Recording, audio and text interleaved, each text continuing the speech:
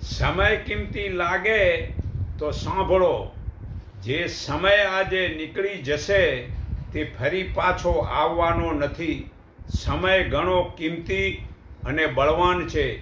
તો સવારે ઉઠીને પ્રભુનું ધ્યાન ધરો, પછી થોડોક સમય યોગાસન કરો, પછી પ્રાણાયામ કરો.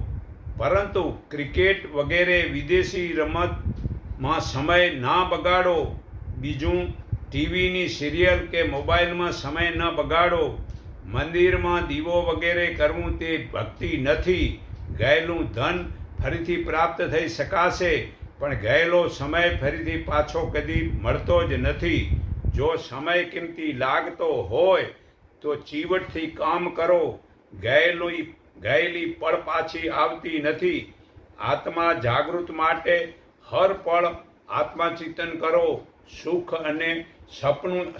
એ સપનું છે અને દુઃખ તે મહેમાન છે. એ બંને સ્થિર નથી, તે આવે છે અને જાય છે. આ ગીતા અધ્યાય 2:14 પુરાવો છે. હે પાર્થ, તું સહન કર. તમે આળસને માત્ર આજ આપશો તો તે તમારી કાલ પણ આળસ લઈ લેશે. માટે આળસ ન કરો. જે ઋષિમુનિઓ 24 કલાકમાં સફળ થયા છે, દરેક સમયનું રોજ નોંધ બનાવી કામ કરો. સમય મારી પાસે નથી તેવું નહીં લાગે. જો 8 કલાક ઊંઘવામાં વાપરો, 10 કલાક કામમાં વાપરો, 18 કલાક થયા, 3 કલાક તમને ફાવે ત્યાં વાપરો, તોય 3 કલાક બચે છે. તેમાં સારું ધ્યાન કરો મારા વીરા. આપણી કિંમતીમાં કિંમતી વસ્તુ નિરાકાર છે. તેની કિંમત કરો. તેના ગુણલા ગાઓ. તે સમય ગયા પછી જો નિરાકાર પ્રભુનું જ્ઞાન ન આવે તો અંતકાળે ભાઈ તમે પસ્તાશો. માટે સદગુરુ પાસેથી જ્ઞાનનો તને તત્વદેશી ઉપદેશ આપશે.